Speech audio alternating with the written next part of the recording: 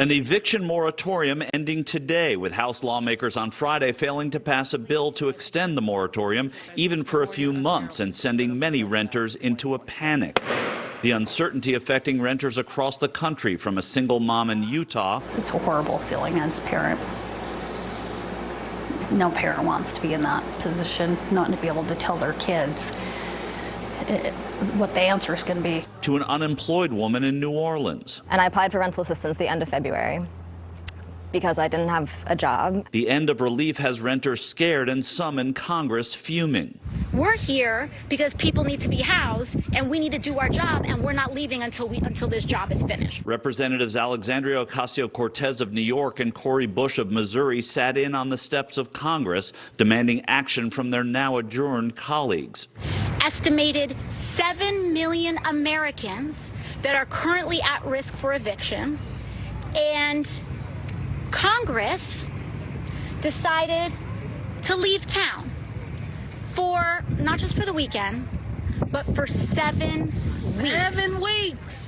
Representative Bush issuing a Dear Colleagues letter ahead of the recess, urging action in absentia and saying, quote, "I have been unhoused and evicted. I've slept in my car and slept outdoors. I know what it's like, and I wouldn't wish the trauma on anyone." This is a systemic problem. This is a structural problem that can be handled by better policy decisions. But members of Congress represent landlords too. Due to the moratorium, can't get no one out, tenants not paying rent.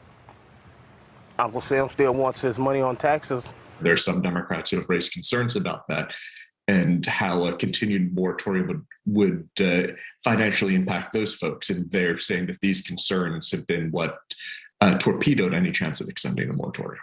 The larger landlords, sure, they're feeling the pinch, but they still have plenty of income coming in.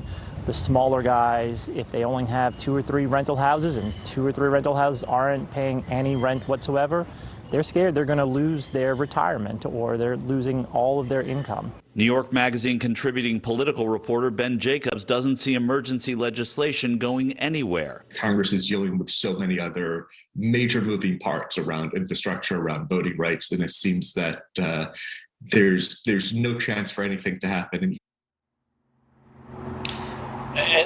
Not inaccurate, Rudabeh, that there's no chance for anything to happen now. When you look at the fact that they're on recess, there is proxy voting in the House because of COVID, changes it a little bit. And Jim McGovern, Democrat of Massachusetts, late today saying, as the chairman of the Rules Committee, there may be some action that they can take. That was encouraging to Congresswoman Bush. And of course, the White House gave this, as I mentioned, to Congress at the 11th hour. The White House can't do anything except executive action. But of course, if they do that, then they invite the Supreme Court to make rulings on some of the other COVID emergency relief. They don't want to get involved in a protracted case that may actually disqualify some of the aid that's already been given.